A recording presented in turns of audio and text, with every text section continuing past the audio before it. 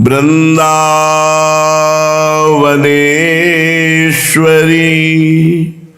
तवैव पदारविन्दम्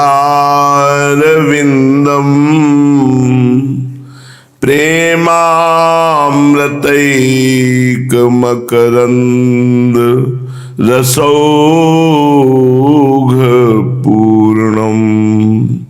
हृद्यर्पितं मधुपते स्मरतापमुग्रं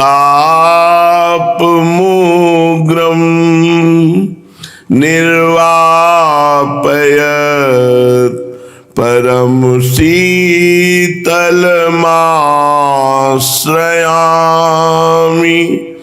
परम शीतलमाश्रयामि।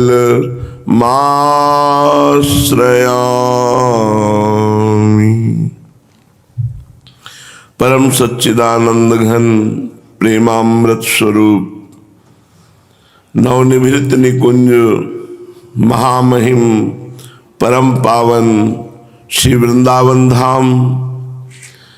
वृंदावन धाम के लाड़िले युगल सरकार प्राणाराध्य प्राण प्रिय श्री प्रिया प्रीतम जो समस्त सहचरी वृंद खग मृग पशु पंछी तरुलता श्री यमुना रस रानी रज रानी समस्त ब्रजवासी परिकर के चरणों में कोटिशाह प्रणाम कोटिशाह नमस्कार बार बार नमन। ब्रज जीवन धन तभी प्रसन्न होते हैं जब अत्यंत दैन्यता आ जाए। कहीं किंचन मात्र किसी भी वस्तु व्यक्ति स्थान विद्या रूप कुल महात्म धन यौवन कहीं किसी का अहंकार ना हो, भगवत कृपा से और हृदय द्रवित होकर दैन्य हो जाए, बस सब जीवन की साधना इसी में पूर्ण होती है। जय दीन प्यारे वेद पुकारे द्रवहु सुश्री भगवाना। महामहिम भगवान उसी से द्रवित हो जाते हैं जो दीन हो जाता है। कल किसी ने पूछा कि विशुद्ध आश्रय की बात आप करते हैं वो कैसे होता है? आश्रय से निश्चित भगवत प्राप्ति हो जाती है। आश्रित का कभी पतन नहीं होता। आश्रय जिसने ले लिया उसने सब कुछ कर लिया। बड़ी महिमा आप आश्रय की कहते हैं, तो आश्रय कैसे लिया जाता है? हमारी तो समझ में इतनी बात आई है कि जिसका कहीं कोई भी ठिकाना जब नहीं रह जाता तब भगवद आश्रय होता है। कोई ठिकाना नहीं रह जाता और भगवद आश्रय होते ही वो पूर्ण हो जाता है। एक माता जी को अभी 3 वर्ष हुए थे, वो आई और उन पहले से कैंसर 2 वर्ष से था। उन्होंने कभी नहीं कहा डॉक्टर ने कहा कि अब आप 2 महीने में मर जाएंगे। मवाद पूरा वक्षा स्थल से वातावरण में दुर्गंध ऐसा सड़न, बस इतना आशीर्वाद दीजिए कि हमारा शरीर वृंदावन में छूटे। और रुदन करने लगी। उनका मैया आज से जिम्मेवारी श्री जी की, आप चिंता न करो। कल शरीर उनका पूरा हुआ। 3 वर्ष उन्होंने विरक्त वेश धारण करके सब अन्य आश्रय छोड़कर निज मंत्र जपते हुए, और गुरु भक्ति अटूट उनकी थी, और निकुंज में श्री जी की सेवा में हो गई है। हम सेवा शब्द किसी के लिए नहीं कहते, अभी 2 के लिए बोला है सेवा शब्द। कल्याण शब्द, मंगल शब्द, ये हमें जब संकेत होता है तब हम कहते सेवा में गए। जैसे राधाचरण जी सेवा में गए और ये कृष्णावती माता जी सेवा में गए। कृष्णावती माता जी की कोई साधना नहीं थी, आश्रय हो गया। कह रही थी मैं अपने घर से आई हूं कि मरने, बस आपका आशीर्वाद चाहिए, चाहे मैं फुटपाथ में मरूं, अब वृंदावन छोड़कर नहीं जाना चाहती। ऐसा परिक्रमा मार्ग में ही उनका वास रहा, बड़ा सुंदर और बड़ी सुंदर गुरु निष्ठा। जब देखो तब प्रसन्न मिलती है, और शरीर छोड़कर श्री जी के चरणों में गए। उनको ये आश्रय कैसे मिला? जब कहीं ठिकाना नहीं रह गया। शरीर भी जो आश्रय था वो भी छूट रहा क्योंकि सड़ रहा है कैंसर से। अच्छा, एक पुत्र, वो भी बैरागी है भगवान के मार्ग का, एक पैसा कमाने वाला नहीं। बिटिया है, उसका ब्याह हो गया, परिवार में कोई पूछने वाला नहीं, तो अब रास्ता कौन सा बचता है? श्री जी का। सुनेरी मैंने निर्बल के बल राम। ये जो आश्रय हम बात कहते हैं, ये पहले वाणी से ले, फिर क्रियाओं को आश्रित कर दो, समर्पित कर दो। हृदय को समर्पण करने के लिए जो जरूरत है वो श्री जी कर देंगी। क्या जरूरत है? बिना सब ठिकाने उड़ाए ये ठिकाने का दरवाजा नहीं खुलता है, बात समझो। अपबल, तपबल और बाहुबल, चौथो बल है दाम। सूर्य किशोर कृपाते सब बल हारे को हरिनाम। जब हाथ उठा के कि अब मेरा कोई नहीं है और मैं भी नहीं हूं, अब मेरी सामर्थ्य नहीं है, तो वो दरवाजा खुलता है जिसे आश्रय कहते हैं। और वो भगवद आश्रय तो निहाल कर देता है। आखिरी बस झटके में गजेंद्र डूबने वाला था, आश्रित हो गया। आखिरी एक झटके में वस्त्र हटने वाला था, द्रौपदी जी आश्रित हो गई। जब सब दरवाजे बंद हो जाते हैं तब वो आश्रय का दरवाजा खुलता है।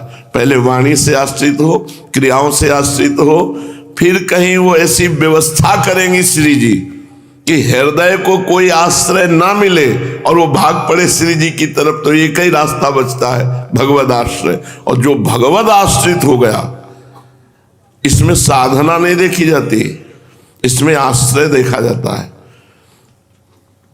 बहुत जोर की बात है।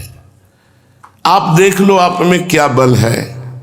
कुछ बल लगता हो तो कर लो, जब करने लायक न रहना तब हमारी बात मान लेना।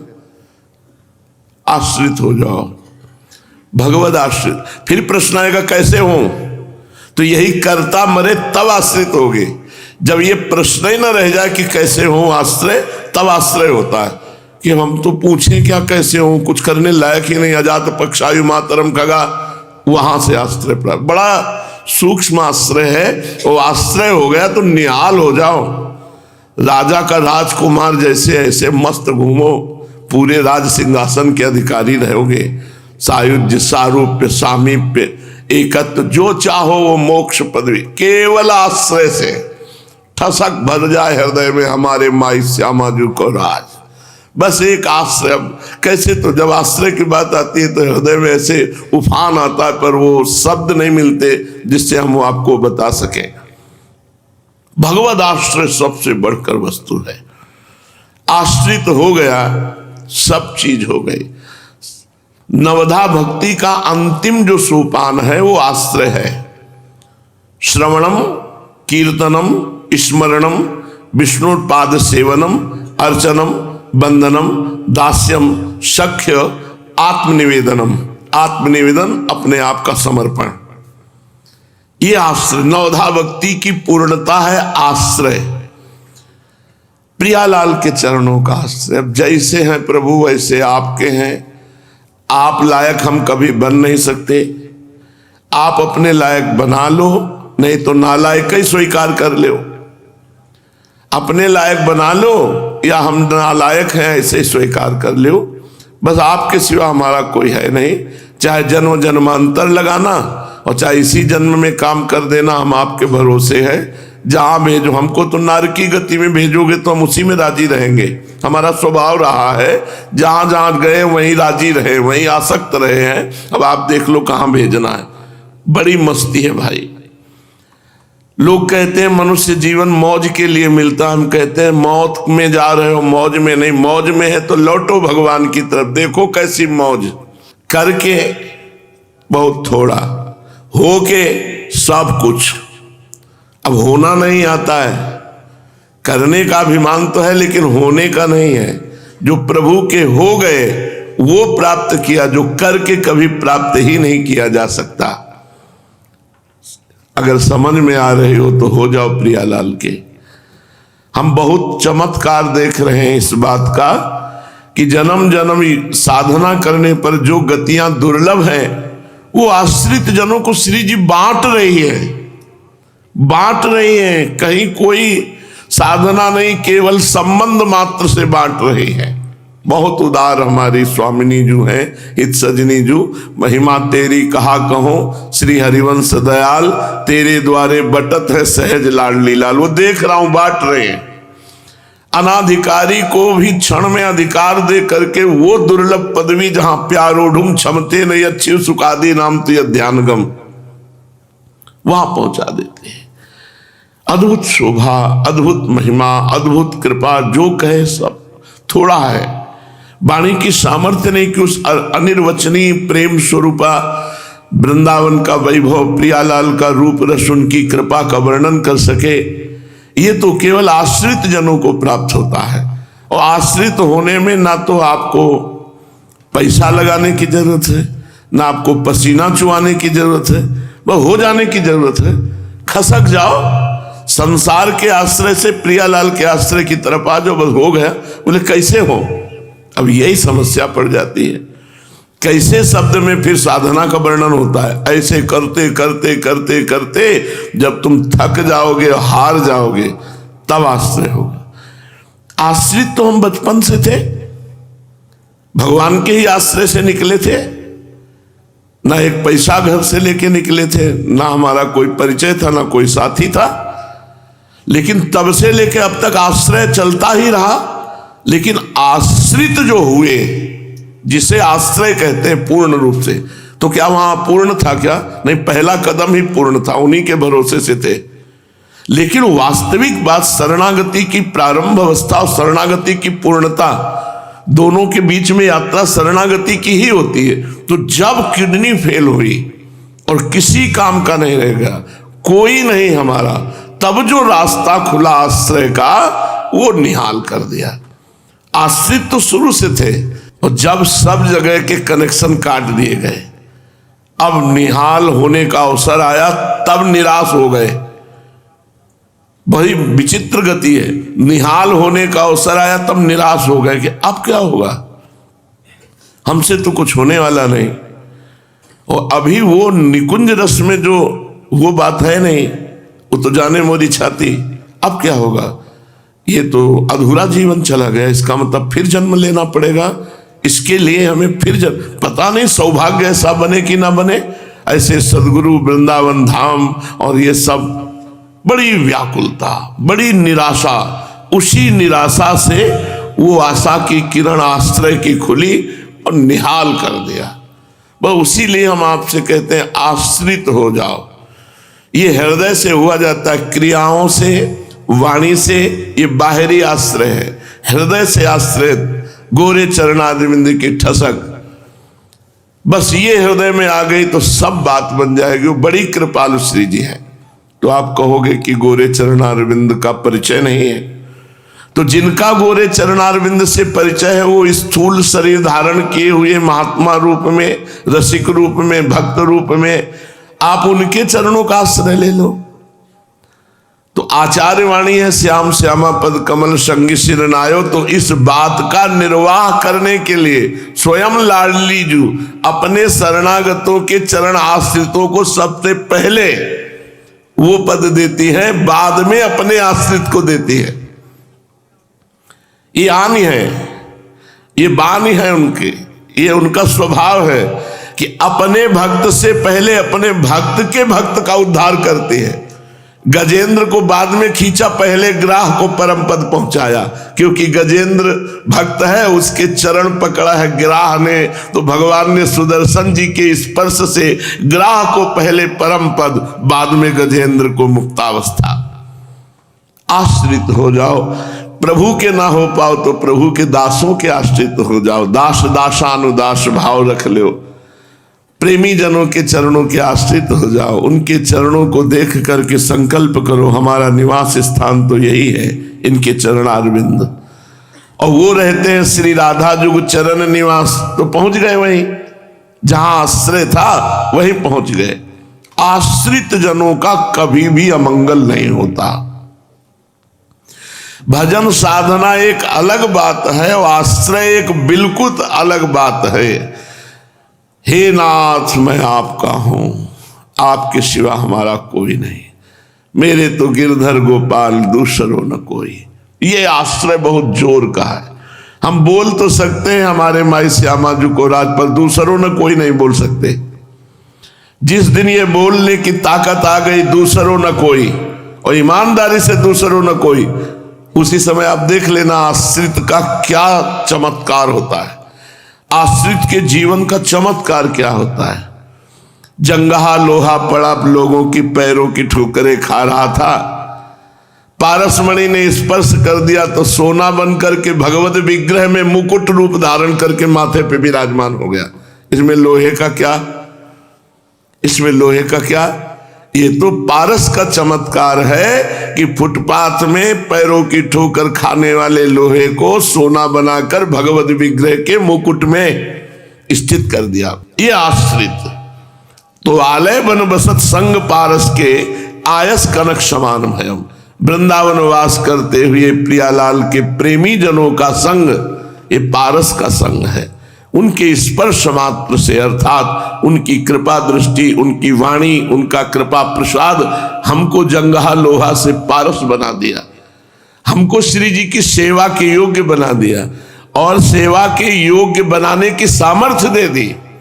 सहचरी सुख के अधिकारी वो खुद आनंद ले रहे हैं और दूसरे को दे सकते हैं। अधिकारी देने का, वो देने की सामर्थ्य रखते हैं, खुद उसमें आनंद ले रहे हैं। भुगतें दें और न जाचहें, मांगने की जरूरत नहीं।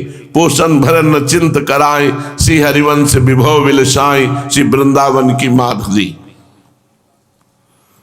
श्रीपाद प्रबोधानंद जी कह रहे हैं, नमस्तस्मै कस्मै चिदपि पुरुषाय अद्भुत महा महिम्ने बिभ्राजत कनक रुचि धामने स्वकृपया असंकोचे नैवा स्वपच मखिलेभ्यः स्वयं हो ददौ यः सद्भक्तिं विमल तरनाना रसमयी।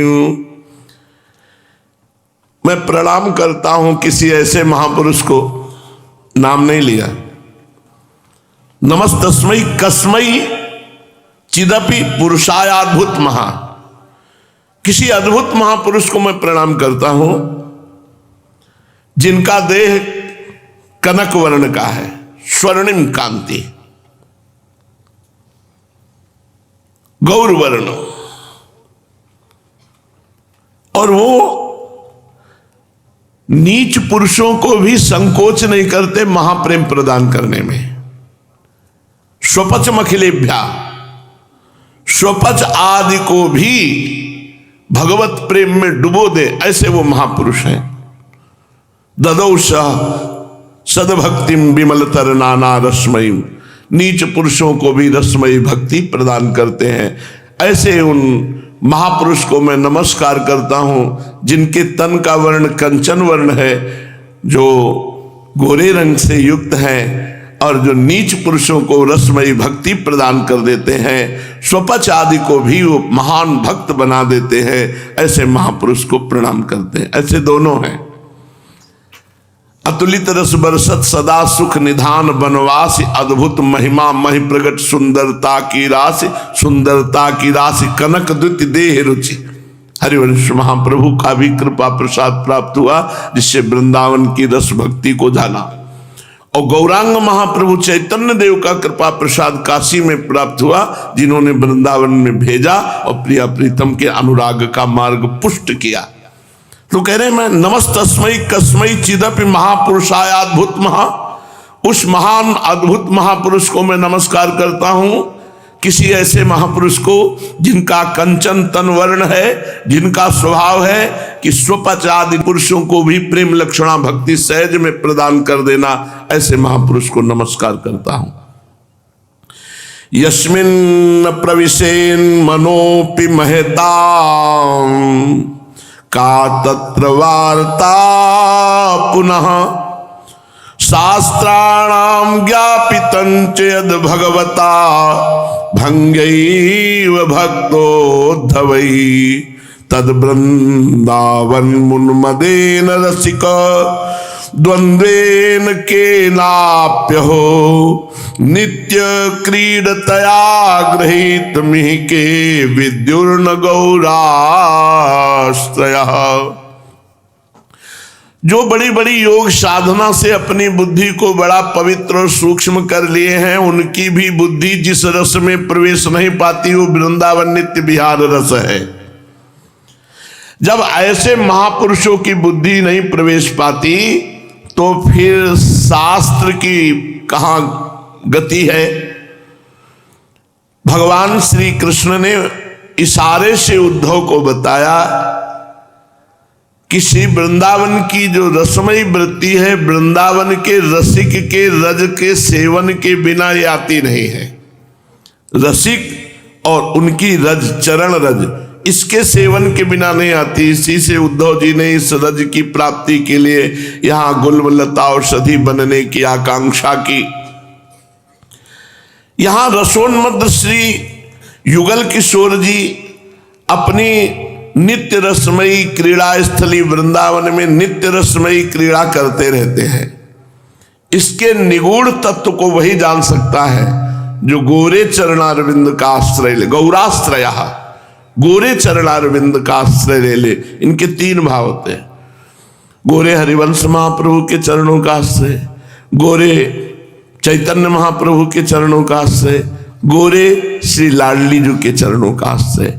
बिना गोरे चरणारविंद के आश्रय के कोई वृंदावन नित्य विहार रस को नहीं जान सकता। गौराश्रय, तो गौर है गौरांगी प्रियाजू, गौर है महाप्रभु चैतन्य देव, गौर है श्री हितजू महाराज। ये सब एक ही रस तत्व है। गुणै सर्वैहीनोप्यहमखिल जीवाधम तमो प्यशेषैर्दोषः स्वैरपि च वलितोर्दुर्मतिरपि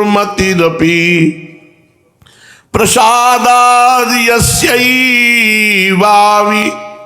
दमहो राधां व्रजपतेः कुमारं वृंदावनमपि स गौरौ मम गतिः।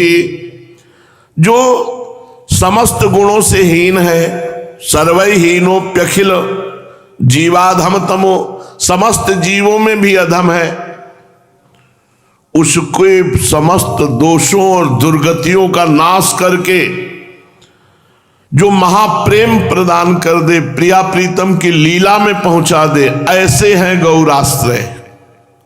गौराश्रय कैसा है? बोले जो नीच है, अधम है, सर्वगुणहीन है, दुर्गति निश्चित है, ऐसे पुरुषों को भी यदि गौर आश्रय हो जाए तो वो गौर आश्रय समस्त दुर्गति और दुर्गुणों से हटा करके उसे महान भक्त प्रेमी प्रिया प्रीतम का रसिक बना दे। गौराश्रय श्री लाडली जी के चरण, गौराश्रय हित सजनी जी के चरण, गौराश्रय महाप्रभु चैतन्य देव के चरण अरविंद। बिना आचार्यों की, महापुरुषों की शरणागति स्वीकार किए रस देश में प्रवेश नहीं होता। रेमन रसिकन संग बिन रंचन उपजय प्रेम। बिना रसिक महापुरुषों के संग के ये वृंदावन का प्रेम रंग नहीं चढ़ेगा। और भक्ति के रंग चढ़ सकते हैं, पर वृंदावन के रंग का, रसिक जनों का संग और वृंदावन रजरानी का सेवन, इसी की कृपा से प्रेम रस प्राप्त होता है। चलते हैं पूज्यपाद श्री उड़िया बाबा जी महाराज। महापुरुषों के वचन, व्यवहार और परमार्थ दोनों में हमें सावधान करके पुष्ट कर देते हैं, जिससे हम भगवत प्राप्ति के योग्य हो जाते हैं। मनुष्य तीन कारणों से भजन में प्रवृत्त होता है। भजन करने की भावना तीन कारणों से बनती है। पहला, मेरे बहुत अपराध बन गए हैं, बहुत पाप हो गए हैं, बहुत नरक भोगना पड़ेगा, इससे बचने के लिए भजन करने की भावना। दूसरा, सब पाप नष्ट हो जाएं और बड़ा सुख मिले, मुझे खूब लक्ष्मीवान, खूब भोगवान, खूब ऐश्वर्यवान। तीसरा, बस भजन करके मुझे भगवत प्राप्ति करनी है।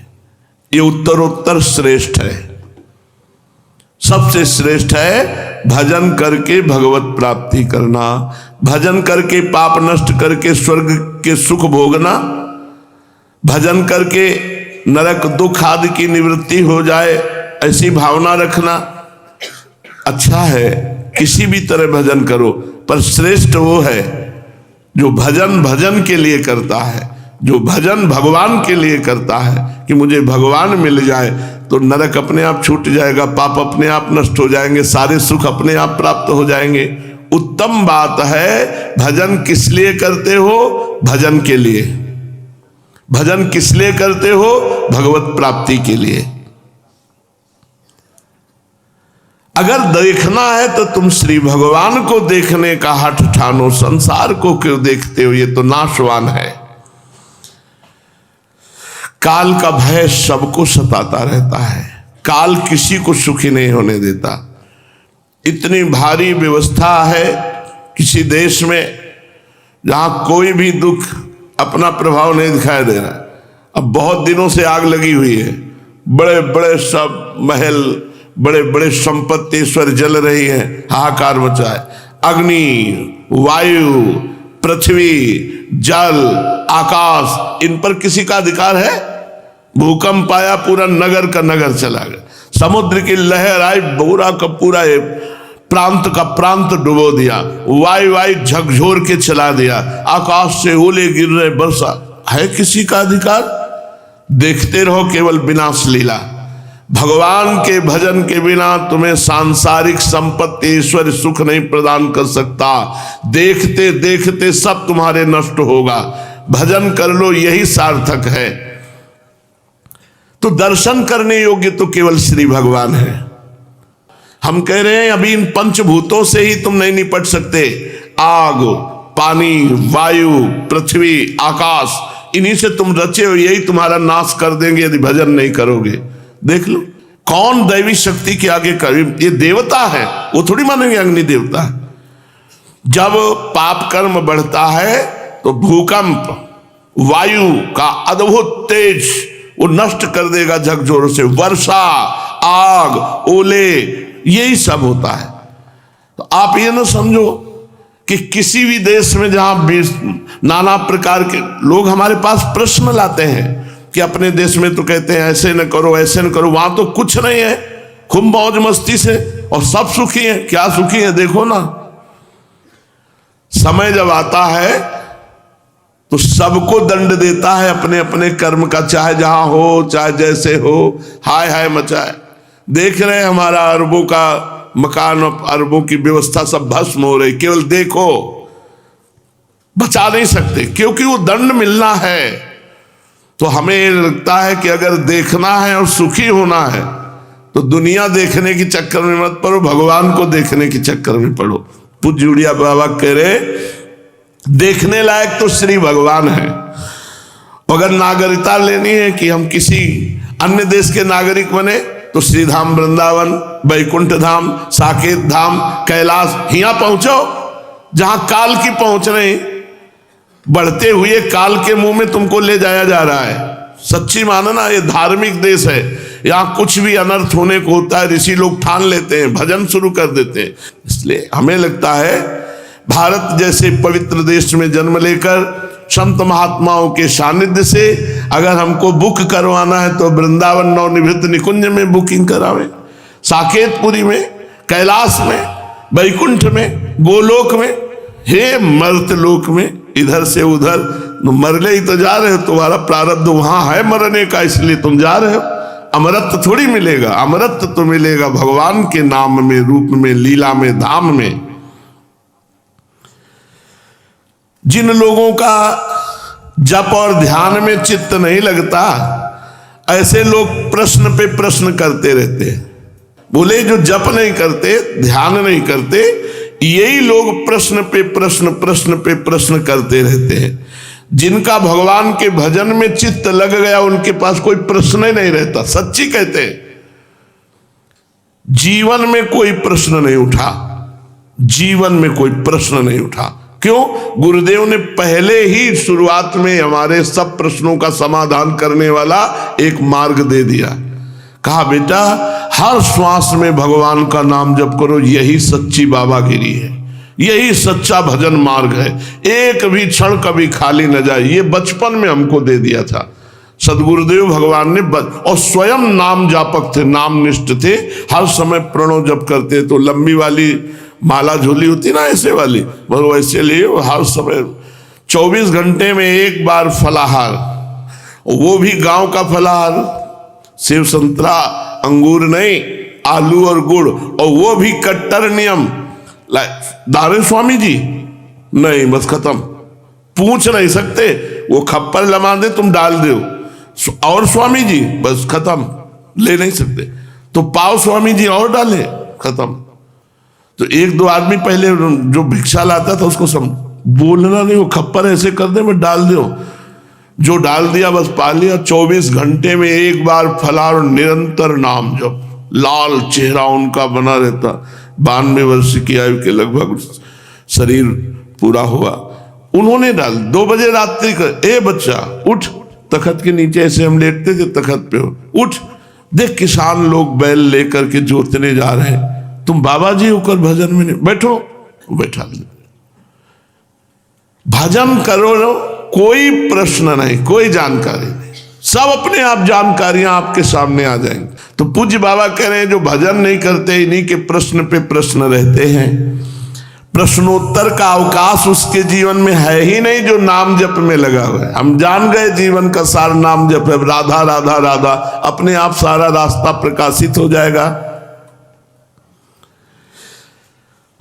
5 मिनट किसी संसारिक मनुष्य से बात कर लो तो रजोगुण चढ़ जाएगा और तुम्हारे अंदर भजन में बाधा पहुंचे। 5 मिनट बाबा कह रहे हैं।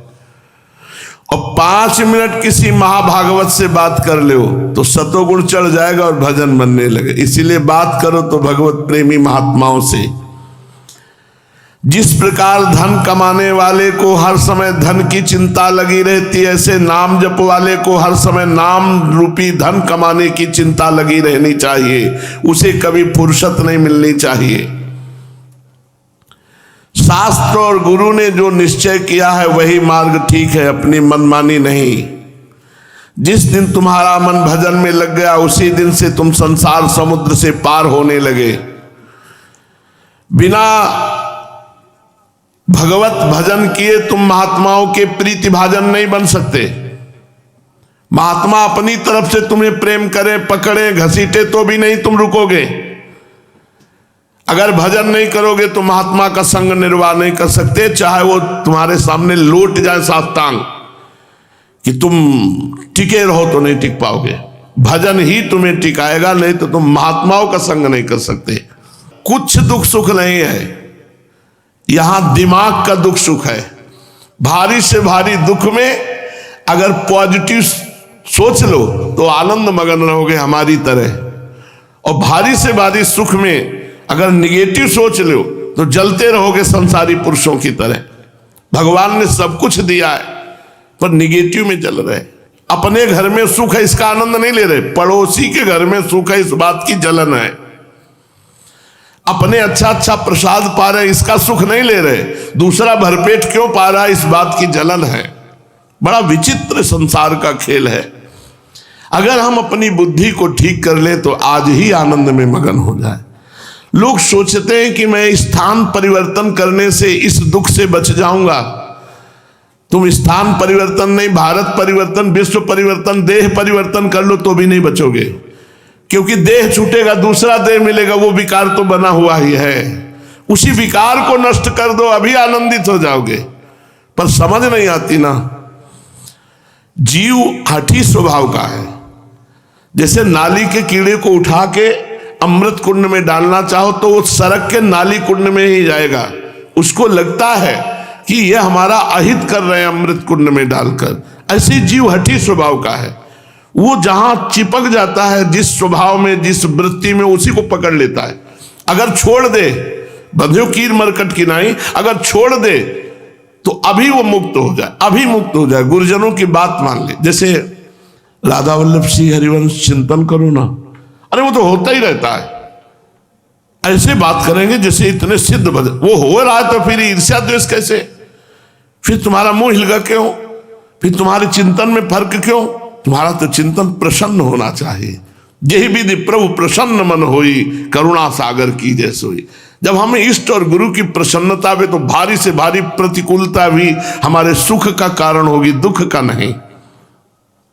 तो जिस दिन तुम्हारा मन भजन में लग जाएगा, उसी दिन तुम महात्माओं से प्रेम करने लगोगे, और जिस दिन महात्माओं से प्रेम होगा, ये देख करके भगवान तुम पर बलिहार हो जाएंगे, न्यौछावर हो जाएंगे। चलते हैं श्रीमद् भागवत महापुराण। प्रसंग चल रहा है प्रभास क्षेत्र में, कुरुक्षेत्र में बड़े बड़े नरपति ब्रह्म ऋषि सब पधारे हुए हैं। द्वारिका का परिकर भी आया हुआ है, हस्तिनापुर के परिकर से मिले, ब्रज के परिकर से मिले, ये बड़े बड़े महात्मा भी पधारे हुए हैं। एक बार फिर इनका नाम श्रवण करते हैं। नाम श्रवण मात्र से पापों का नाश होता है।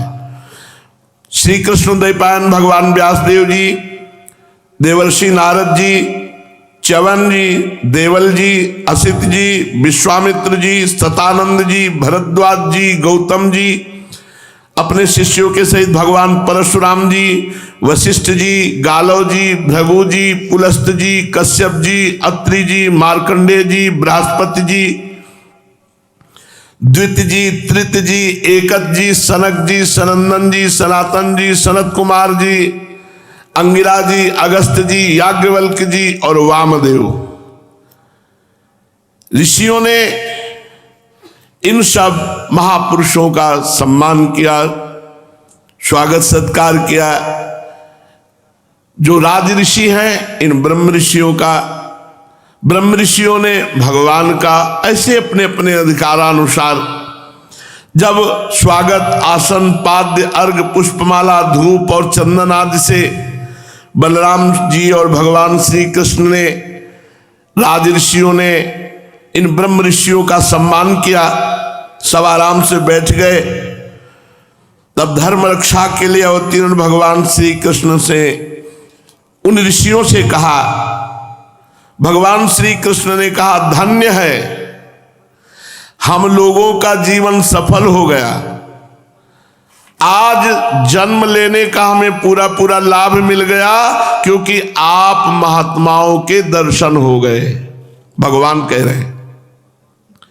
तो हम मनुष्यों के जीवन का परम लाभ क्या है? भगवत प्रेमी महात्मा का दर्शन, संभाषण, सत्संग। उमा संत समागम सम न लाभ कछुआन। भगवान कह रहे हैं, आज जन्म लेने का हमें पूरा पूरा फल मिल गया, क्योंकि जिन योगेश्वर महात्माओं का दर्शन बड़े बड़े देवताओं के लिए अत्यंत दुर्लभ है, उन्हीं का दर्शन हमें प्राप्त हुआ। जिन्होंने थोड़ी तपस्या की है, जो अपने इष्ट देव को समस्त प्राणियों के हृदय में नहीं देखते,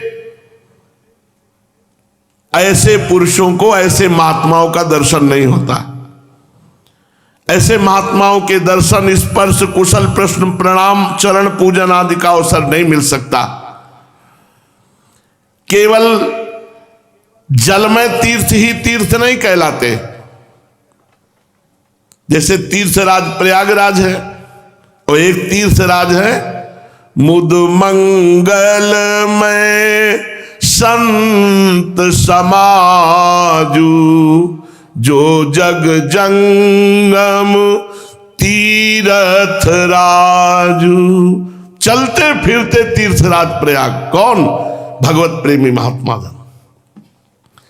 ये अपनी वायु के स्पर्श मात्र से, शरीर से वायु स्पर्श होकर दूसरे के शरीर में लगी उसके पापों को भस्म कर देते हैं। केवल जल में तीर्थ ही तीर्थ नहीं कहलाते। केवल मिट्टी या पत्थर की प्रतिमाएं ही भगवान नहीं कहलाती। संत पुरुष ही वास्तव में तीर्थ है, देवता है, भगवत विग्रह है। क्योंकि तीर्थों का जब नियम पूर्वक बहुत काल तक सेवन किया जाए तब फल मिलता है, और संतों का दर्शन मात्र तुरंत कृतार्थ कर देता है, तुरंत। अग्नि, सूर्य, चंद्रमा, तारे, पृथ्वी, जल, आकाश, वायु, वाणी, और मन के अधिष्ठात्र देवता ये उपासना करने पर भी पाप का पूरा पूरा नाश नहीं कर पाते हैं, परंतु यदि घड़ी दो घड़ी किसी ज्ञानी महात्मा का संग हो जाए, घड़ी दो घड़ी किसी संत महापुरुष की सेवा बन जाए, तो सारे पाप ताप मिटा देते हैं, क्योंकि वे भेद बुद्धि का नाश करते हैं। हे महात्माओं और सभासदों, जो मनुष्य वात पित्त और कफ इन तीन धातुओं से बने हुए समतुल्य शरीर को ही आत्मा अपना मैं मानता है, स्त्री पुत्र आदि को अपना मानता है, मिट्टी पत्थर काष्ठ आदि पार्थिव विकारों को इष्टदेव मानता है, और जो केवल जल को ही तीर्थ समझता है, मैं समझता हूं जो ज्ञानी महापुरुषों संतों को आदर नहीं करता, वो मनुष्य होने पर भी पशुओं में नीच गधा ही है। श्री भगवान कह रहे हैं। श्री सुखदेव जी कहते हैं, परीक्षित, भगवान श्री कृष्ण अखंड ज्ञान संपन्न है, उनका यह गूढ़ भाषण सुनकर सबके सब महात्मा मुस्कुरा दिए। भगवान ये क्या कहना चाहते हैं? बहुत देर तक विचार किया, और भगवान सर्वेश्वर होने पर भी जो इस प्रकार सामान्य कर्म परतंत्र जीव की भांति व्यवहार कर रहे हैं, ये केवल लोक संग्रह के लिए है, ऐसा समझकर वे मुस्कुराते हुए जगत गुरु भगवान श्री कृष्ण से कहने लगे। मुनियों ने कहा, भगवान, आपने ही प्रजापतियों के अधीश्वर मरीच आदि बड़े बड़े ऋषियों की सृष्टि की है, आपने सृष्टि की। आपने जो कहा कि आज मेरा जीवन धन्य हो गया आप महात्माओं के दर्शन के, तो प्रभु इन महात्माओं की सृष्टि किसने की है? आपने ही तो रचा है। ये आपके शब्द हम बड़े बड़े तत्वज्ञानी लोगों को मोहित करने के लिए है केवल, और हम मोहित होंगे नहीं, क्योंकि हम जानते हैं कि हमारे उत्पन्न करने वाले भी तो आप ही हो। स्वयं ईश्वरों के ईश्वर होते हुए भी मनुष्य किसी चेष्टाओं से अपने को छिपाए रखकर जीव की भांति आचरण करते हो। भगवान, सचमुच आपकी लीला बड़ी विचित्र है और परम आश्चर्यमयी है। जैसे पृथ्वी अपने विकारों वृक्ष पत्थर घट आदि के द्वारा बहुत से नाम और रूप ग्रहण कर लेती है, वास्तव में वह एक ही है, ऐसे ही आप एक और चेष्टाहीन होने पर भी अनेक रूप धारण कर लेते हैं और अपने आप से इस जगत की रक्षा रचना और संहार करते हैं, और ये सब होने पर भी आप लिप्त नहीं होते। प्रभु बड़े लीला बिहारी हैं, धन्य है आपकी लीला। भगवान, यद्यपि आप प्रकृति से परे स्वयं पर ब्रह्म परमात्मा है, तथापि समय समय पर भक्तजनों की रक्षा और दुष्टों का दमन करने के लिए विशुद्ध सत्व में श्री विग्रह प्रकट करते हैं। अपनी लीला के द्वारा सनातन धर्म की रक्षा, सनातन वैदिक मार्ग की रक्षा करते हैं, क्योंकि सभी वर्णों और आश्रमों के रूप में आप स्वयं ही प्रकट हैं। भगवान, वेद आपका विशुद्ध हृदय है।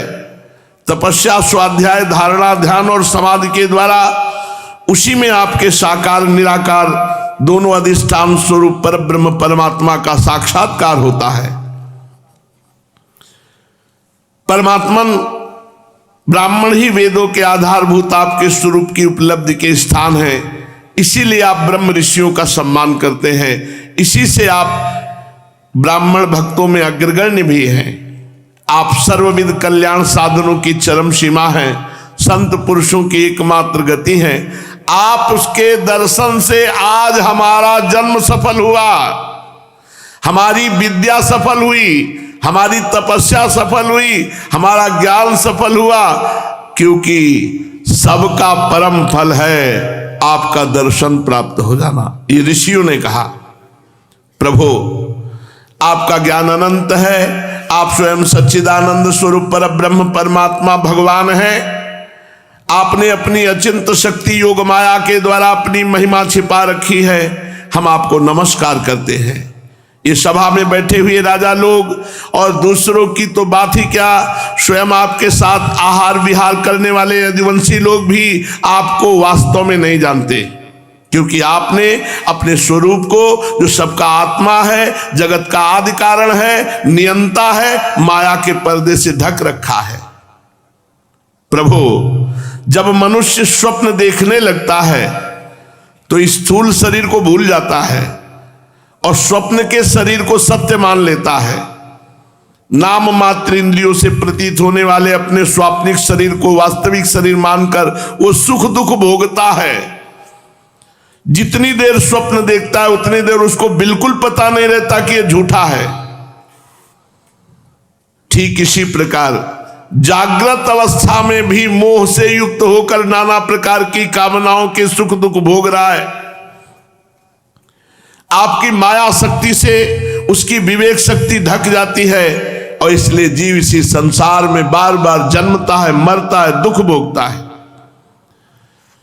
प्रभु, बड़े बड़े ऋषि मुनि अत्यंत परिपक्व योग साधना के द्वारा आपके श्री चरण कमलों को हृदय में धारण करते हैं, जो पाप के राशि राशि को नाश करते हैं, जो गंगा जल के एकमात्र आश्रय स्थान है वो आपके चरणारविंद। प्रभु, ये हमारे बड़े सौभाग्य की बात है कि आज हमने आपके चरणारविंद के दर्शन पाए। हम भक्तों पर आपकी विशेष कृपा है, क्योंकि आपका परम पद उन्हीं लोगों को प्राप्त होता है जो आपके चरणों के आश्रित हैं।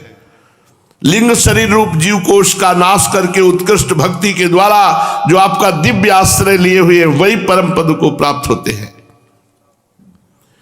श्री सुखदेव जी कहते, परीक्षित, भगवान की इस प्रकार स्तुति की उन ब्रह्म ऋषियों ने फिर राजा धृतराष्ट्र से और धर्मराज युधिष्ठिर से अनुमति लेकर सब लोग अपने अपने आश्रमों को जाने का विचार किया। परम यशस्वी वसुदेव जी उनका जाने का विचार देखकर उनके पास आए और प्रणाम करके उन ब्रह्म ऋषियों के चरण पकड़ करके बड़ी नम्रता से वसुदेव जी ने प्रार्थना की। वसुदेव जी ने कहा, ऋषियों, आप लोग सर्वदेव स्वरूप हैं, मैं आप लोगों को नमस्कार करता हूं। आप लोग कृपा करके मेरी प्रार्थना सुने। वह ये कि जिन कर्मों के अनुष्ठान से कर्मों और कर्म वासनाओं का आत्यंतिक नाश हो जाता है, मोक्ष प्राप्त हो जाता है, आप मुझे उपदेश कीजिए वो कौन से कर्म हैं।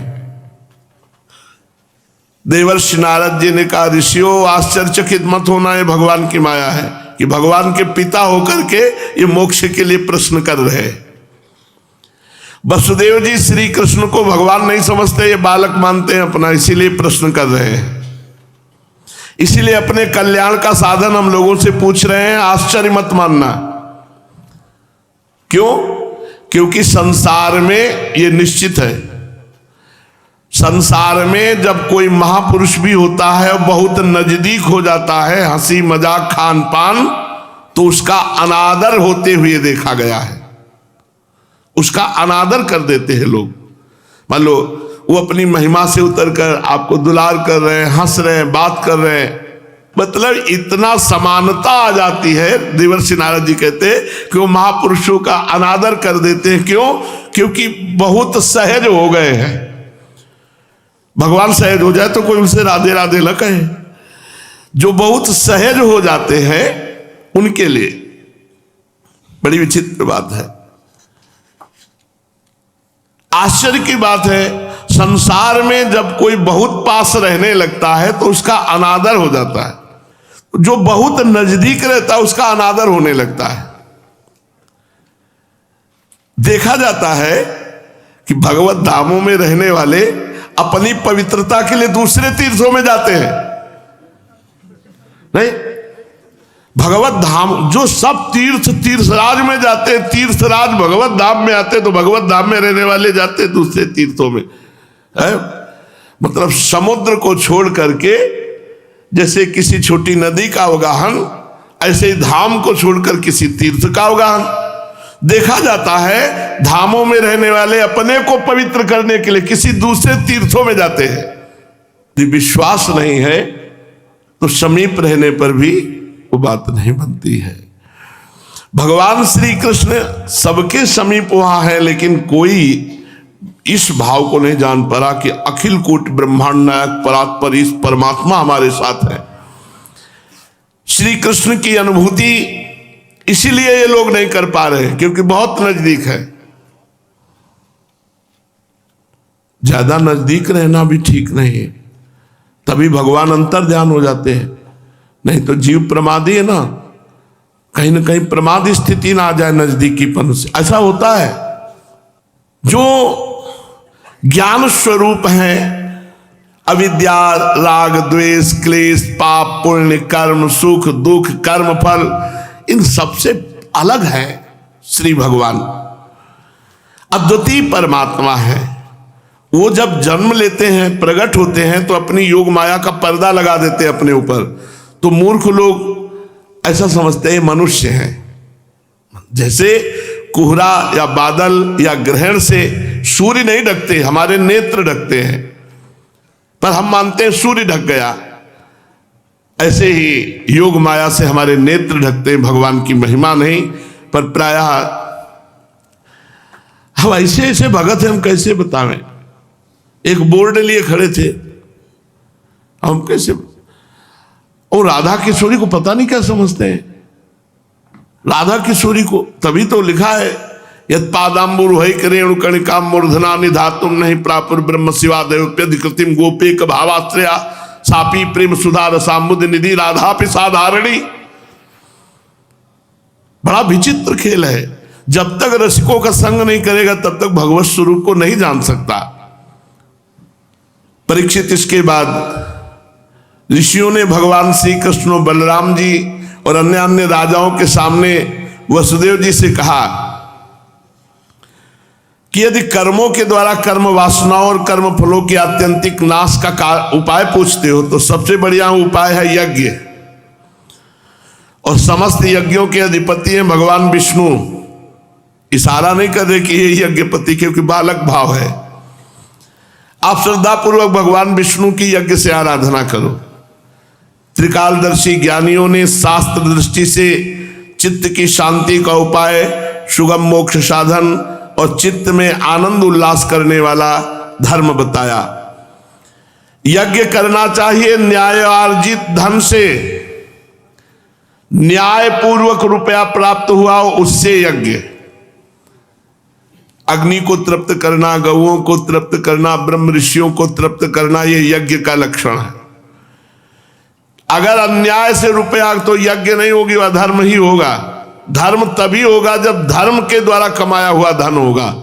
न्यायार्जित धन से श्रद्धा पूर्वक भगवान पुरुषोत्तम की आराधना, ब्रह्म ऋषियों की आराधना, ये कल्याण का मार्ग है। वसुदेव जी, विचारवान पुरुष को चाहिए कि यज्ञ दान आदि के द्वारा धन की इच्छा को, गृहस्थोचित भोगों द्वारा स्त्री पुत्र की इच्छा को, कालक्रम से स्वर्ग आदि भोग भी नष्ट हो जाते हैं, इस विचार से लोक ऐषणा को त्याग दे। इस प्रकार धीर पुरुष घर में रहते हुए इन तीन को, कंचन, कामिनी, कीर्ति, तीनों का त्याग करके तपोवन का रास्ता ले और तपोवन में जाकर भगवान का निरंतर भजन करते हुए भगवत प्राप्ति करे, तो सब ऋणों से छुटकारा मिल जाता है। अन्यथा फिर पतन हो जाता है। पतन का मतलब वही बार बार जन्म, बार बार। इन ऋणों से छुटकारा मिले बिना उसका पतन हो जाता है। छुटकारा होता है भगवत प्राप्ति होने पर। परम बुद्धिमान वसुदेव जी अब तक ऋषि और पितरों के ऋण से तो मुक्त हो चुके हैं। अब यज्ञों के द्वारा देवताओं के ऋण चुका दीजिए और इस प्रकार सबसे उऋण होकर गृह त्याग करके भगवत प्राप्ति कीजिए। वसुदेव जी, आपने अवश्य परम भक्ति से जगदीश्वर भगवान की आराधना की है, तभी तो भगवान आपके पुत्र बने हैं आके। श्री सुखदेव जी कहते हैं, परीक्षित, परम मनस्वी वसुदेव जी ने ऋषियों की बात सुनकर सब ऋषियों के चरणों में सिर रखकर प्रणाम किया और बड़े प्रसन्न मुद्रा में यज्ञ के लिए इन सब ऋषियों को ऋत्विजों के रूप में वर्ण किया, जिसके नाम प्रारंभ में सुनाए गए।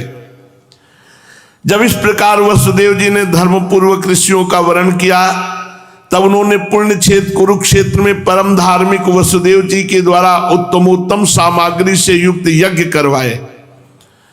परीक्षित, जब वसुदेव जी ने यज्ञ की दीक्षा ले ली तब यदुवंशियों ने स्नान करके सुंदर वस्त्र और कमलों की मालाएं धारण करी। राजा लोग वस्त्राभूषणों से खूब सुसज्जित हो गए।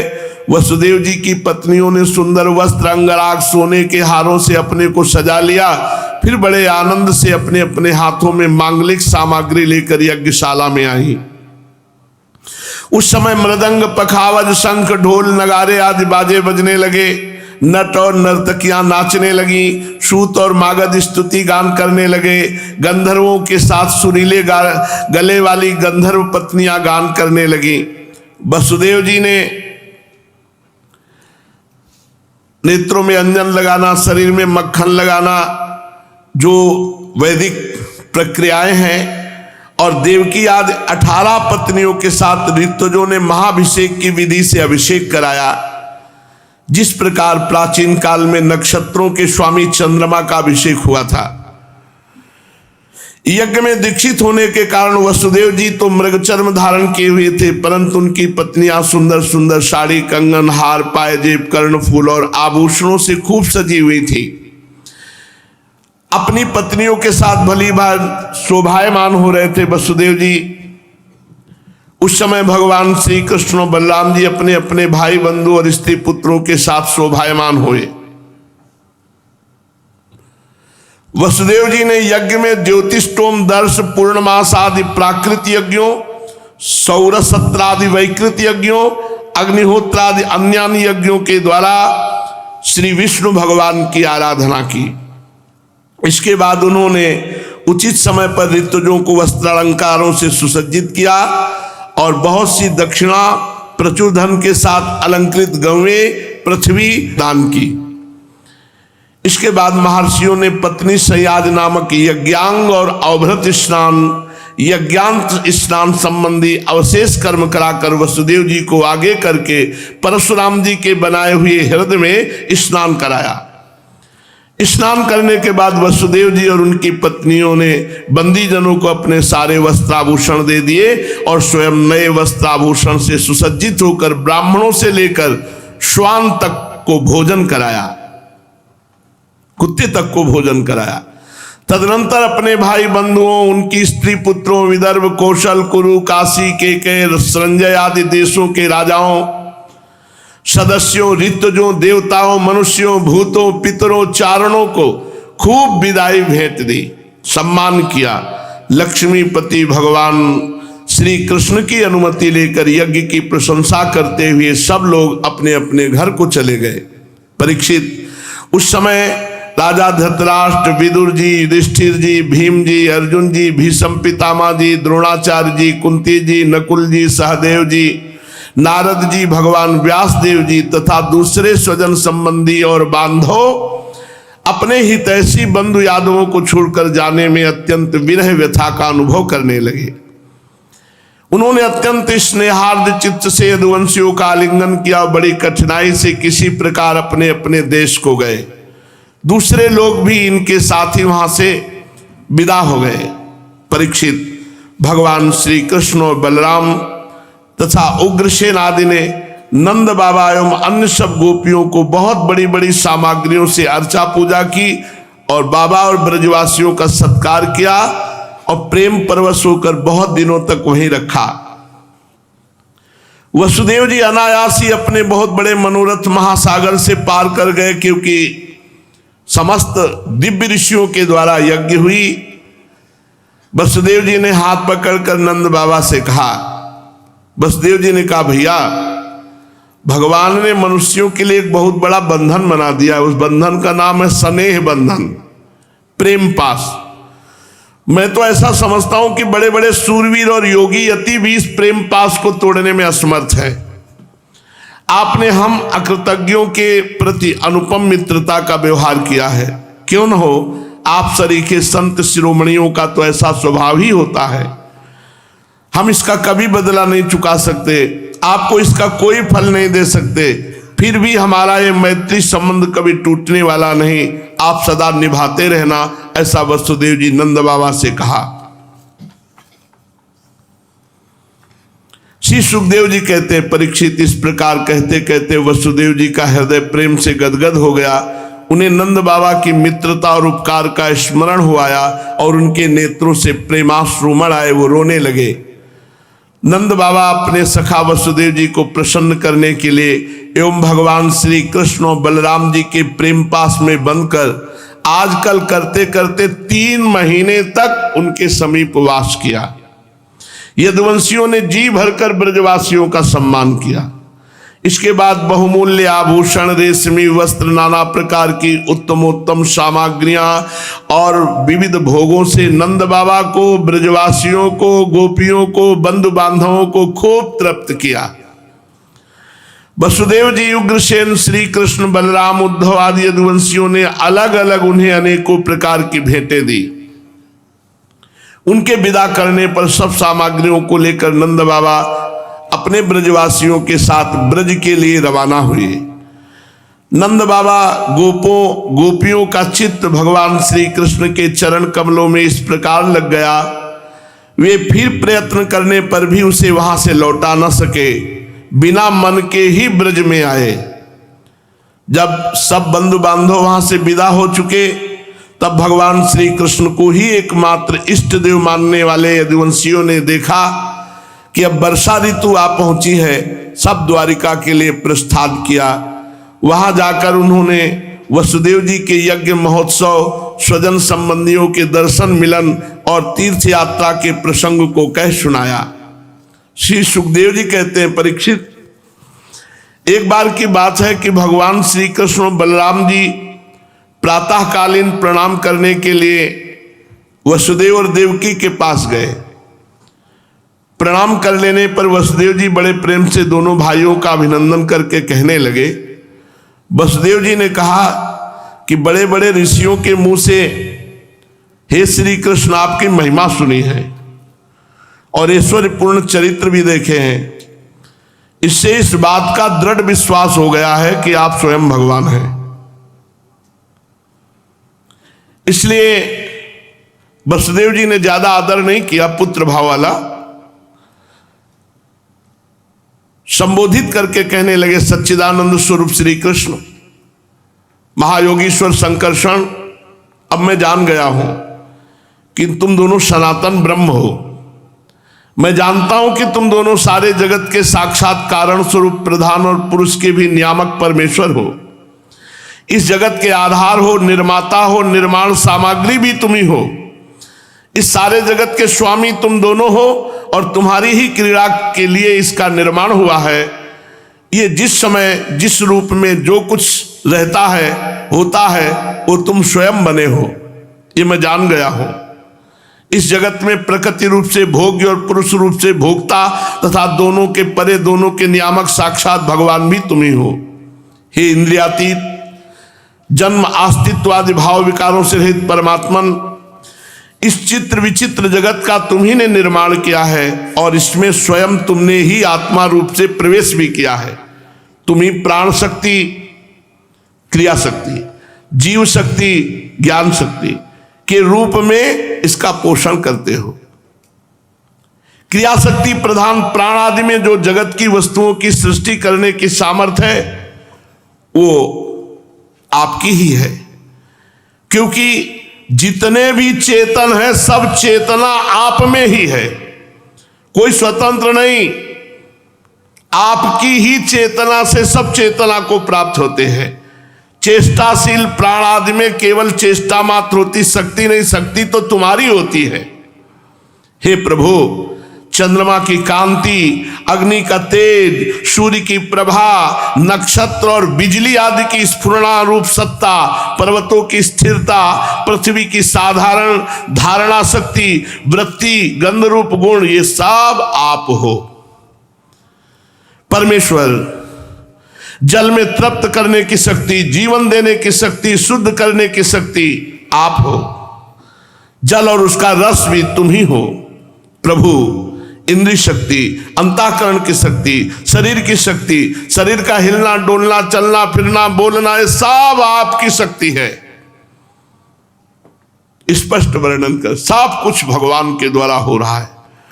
दिशाएं और अवकाश भी तुम ही हो। आकाश और उसके आश्रयभूत शब्द, तन्मात्रा, परावाणी, नाद, पश्यंती, ओंकार, मध्यमा, वर्ण, अक्षर एवं पदार्थों के अलग अलग निर्देश करने वाली पद रूप वैखरी वाणी भी तुम ही हो। इंद्रियां, उनकी विषय प्रकाशनी शक्ति और अधिष्ठात्र देवता भी तुम ही हो।